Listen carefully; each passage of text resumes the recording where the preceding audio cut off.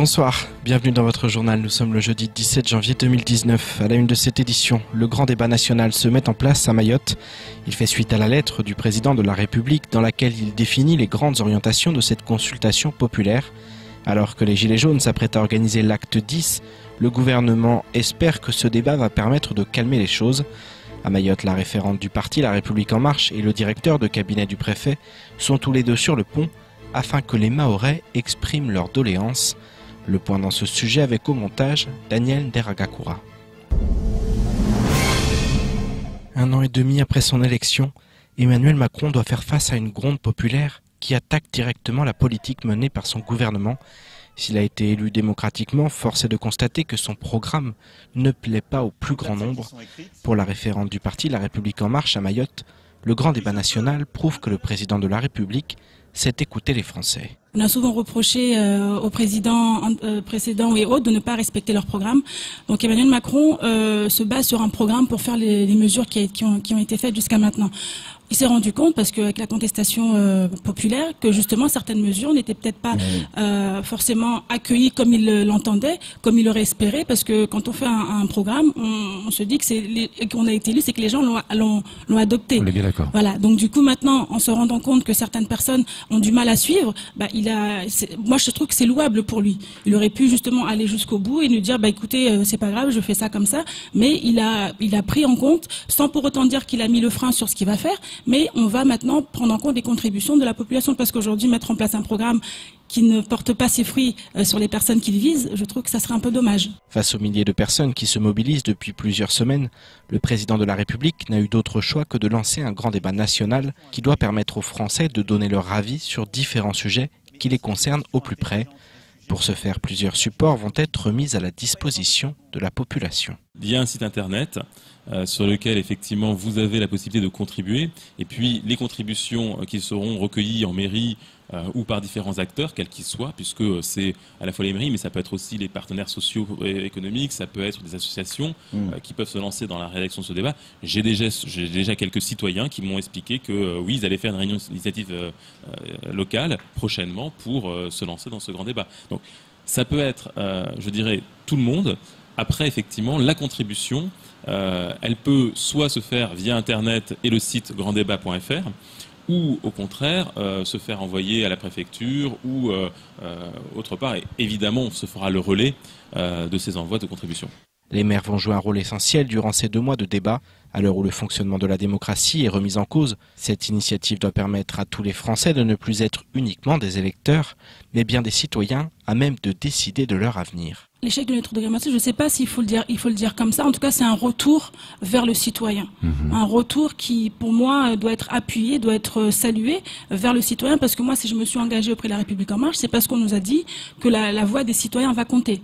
Moi, je ne suis pas une politique depuis des années. J'ai commencé à faire de la politique parce que j'y ai cru. Donc, j'ai cru au discours d'Emmanuel Macron quand il nous disait qu'aujourd'hui, ce que le peuple, la population dira sera pris en compte. Moi, c'est ça qui m'intéresse, qu'on puisse remonter les doléances et qu'elles soient prises en compte et qu'elles puissent donner lieu à des mesures qui soient adaptées. Au mois d'avril prochain, Emmanuel Macron dévoilera les nouvelles mesures qui découlent de ce grand débat.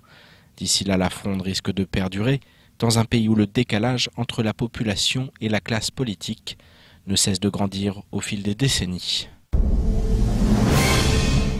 Présent sur notre plateau ce matin, le directeur de cabinet du préfet a également évoqué l'arrêté interdisant la vente de certaines tomates à Mayotte. En effet, les dernières analyses démontrent une présence d'insecticides interdits en France dans des proportions dépassant l'entendement. Le problème n'est pas nouveau, mais ne touche pas l'ensemble de la production de tomates à Mayotte. Cependant, les autorités appellent les consommateurs à la vigilance et les invitent à se fournir dans des endroits qui respectent les règles en vigueur. Écoutons Étienne Guillet au micro de Patrick Millon. Il n'y en a pas dans un certain nombre de lieux. Je pense en particulier aux supermarchés où les mesures ont été prises par les commerciaux qui ont acheté et qui font attention à ce qu'ils achètent comme produit. Pareil pour les coopératives agricoles, on n'a rien retrouvé en termes de diméthoate dans ces produits, dans ces lieux-là. Et le marché de Mamoudzou non plus. Voilà. Ouais. Après, dans les autres sites, effectivement, il y a eu je ne sais plus combien d'échantillons qui ont été prélevés, qui ont été achetés par les agents de la DIECT et qui ont été analysés dans un laboratoire en La Réunion. Et à partir de là, effectivement, dans les autres lieux, on a trouvé du diméthoate. Est-ce que ça veut dire que partout sur le bord des routes, dès que je vois une tomate, elle est contaminée avec ces pesticides, ou je peux trouver aussi des tomates au bord des routes, sans pour autant les acheter dans les boîtes. Je pense notamment à ces petits stands qui, pour certains, sont patentés. Et est-ce que là, je peux trouver des tomates de qualité ? Alors, c'est compliqué. C'est très compliqué. Pour être très clair, des résultats que l'on a, je conseille fortement les gens d'aller acheter des tomates, s'ils le souhaitent, plutôt dans des lieux qui sont les supermarchés, dans les coopératives agricoles, et pourquoi pas au marché de Mamoudzou, bien évidemment. Je vous propose maintenant de faire le tour du reste de l'actualité locale de ce jeudi 17 janvier. Le braconnage des tortues est un fléau que les autorités ont bien du mal à enrayer. Chaque année, des centaines de cadavres de tortues marines sont retrouvés sur les plages de l'île. La majorité des animaux sont tués par des braconniers qui consomment et commercialisent la chair. Le phénomène ne recule pas malgré la prévention, les 150 000 € d'amende et les 2 années de prison risquées par les contrevenants. En début de semaine, aux alentours de 3 h du matin, non loin du village de Hamouro, la gendarmerie a croisé un véhicule en excès de vitesse. Les militaires l'ont pris en chasse, mais le conducteur a pris la fuite avant d'abandonner le véhicule pour disparaître dans la nature. En fouillant l'habitacle, les militaires ont retrouvé de la viande et des œufs de tortue qui ont été remis aux agents de la brigade de l'environnement.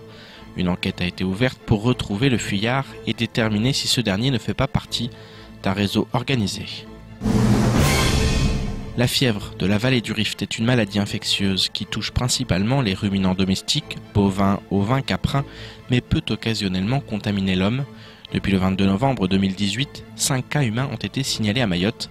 La maladie chez l'homme se manifeste généralement par un syndrome grippal qui guérit en quelques jours, mais dans 5% des cas, des formes plus graves peuvent survenir. La RSOI et la DAF rappellent l'importance de mettre en œuvre les recommandations et gestes de prévention pour éviter la contamination. Il est conseillé de recourir à des gestes simples. Pour les personnes pratiquant des abattages d'animaux, il convient de se protéger et de se laver les mains avec du savon. Pour l'alimentation, il est important de bien faire cuire la viande, faire bouillir le lait, ne pas consommer de lait caillé et ne pas consommer la viande d'un animal malade. Il est également primordial de se protéger des piqûres de moustiques à l'aide de moustiquaires et autres répulsifs. Cette année 2019 rime avec élection présidentielle aux Comores. Ce scrutin anticipé voulu par le président Azali Assoumani va se dérouler dans un contexte politique et social très tendu. La mouvance présidentielle vient officiellement de désigner ses candidats pour les élections présidentielles et insulaires. Sans surprise, Azali Assoumani est désigné pour se succéder. Pour l'île de Mohéli, ce sera Mohamed Fazoul, gouverneur sortant. À Anjouan, c'est l'ancien gouverneur Anissi Shamsidine qui portera les couleurs du camp Azali. En Grande Comore, c'est une femme, Mioudine Siti Farouata, qui a été désignée. Transfuge de joie, le parti de Sambi, elle s'était mise en avant en accusant ouvertement Azali de détournement de fonds dans une vidéo qui avait circulé. Mais cela semble de l'histoire ancienne, puisque son investiture se fait au détriment de Oumed Msaïdié, un fidèle du président qui visait le gouvernorat. Les nuits de la lecture approchent. Cet événement organisé à l'échelle nationale par le ministère de la Culture débutera dès demain. C'est notamment le cas à la bibliothèque de Cavani, où animation et intervention d'auteurs sont au programme. Des auteurs qui peut-être transmettront leur plaisir d'écrire aux membres de leur auditoire. Ces derniers pourront alors s'inscrire aux ateliers d'écriture du 21 au 26 janvier, puis du 11 au 16 février. Ceux qui le souhaitent auront ainsi la possibilité de participer à un concours organisé en mars prochain. Marion Tellier nous en dit plus. Il est des histoires que l'on imagine, des souvenirs que l'on aimerait précieusement conserver, des pensées que l'on voudrait exprimer pour mieux les développer. Pour toutes ces raisons et tant d'autres, nombreux sont celles et ceux pour qui l'écriture se révèle salvatrice. Cependant, un problème subsiste, l'aisance rédactionnelle, ça n'est pas donné à tout le monde. Si certains auteurs semblent nés armés d'une plume, pour beaucoup d'autres, manier les mots en maître et structurer son propos s'accompagne d'enseignements et de pratiques. À la bibliothèque de Cavani, l'heure est à ce titre à la mise en place d'ateliers d'écriture. On a voulu mettre en place justement cet atelier d'écriture pour justement initier les gens, leur donner une méthodologie de comment s'y prendre pour pouvoir se lancer dans l'écriture. Parce qu'on s'est rendu compte en fait qu'il y a beaucoup de gens, ils nous envoient des manuscrits, ils écrivent, mais il y a beaucoup d'idées disparates, mais ils ne savent pas comment les organiser. Et suite à ce constat-là, nous avons fait appel à l'auteur Monsieur Nassura Toumani, qui nous a proposé de venir mettre en place cet atelier pour donner des outils, des idées pour justement affiner l'écriture pour ceux et celles qui ont envie de se lancer dans cette aventure. Ces ateliers sont ouverts les matinées du 21 au 26 janvier. Une deuxième session aura quant à elle lieu du 11 au 16 février. Un concours sera organisé courant mars, à l'issue duquel 3 lauréats seront sélectionnés puis publiés. Des auteurs pourraient ainsi être révélés au grand public, mais aussi des autrices. Elles sont en effet encore trop peu représentées sur l'île. C'est pourquoi la DLLP a décidé d'y dédier des encouragements tout particuliers. On souhaite en fait lancer le concours écriture au féminin. Parce qu'on s'est rendu compte en fait que à travers le développement de la littérature mahoraise, nous n'avons pas beaucoup de femmes. Bon, déjà, on n'a pas beaucoup d'auteurs mahorais, environ une vingtaine, et encore moins de femmes. Développer l'expression des talents de l'île, c'est aussi encourager le public dès son plus jeune âge. Akizamana a 14 ans et exprime déjà un goût prononcé pour l'écriture. Son inspiration, il la puise dans son histoire, notamment celle de son exil du Rwanda, son pays natal, aux côtés de sa tante et de son petit frère. Je raconte des choses qui nous arrivent parfois, qu'on ignore, le hasard. J'ai vécu des choses que j'ai jamais demandé à vivre, des choses qui m'ont vraiment choqué. Quand je suis né, je savais pas que j'allais vivre ça. Mais quand même, j'ai vécu ça et j'étais obligé de passer par là pour arriver où j'en suis aujourd'hui. Et c'est pas fini, ça continue. Si pour le moment la DLLP n'a pas organisé de concours tourné spécifiquement vers la jeunesse, son programme n'est pas figé et pourrait être adapté au cours de l'année 2019. En attendant, pour celles et ceux qui préfèrent la lecture à l'écriture, les nuits de la lecture auront lieu les 18 et 19 janvier. La bibliothèque de Cavani accueillera à cette occasion le public dès demain de 18h à 19h30.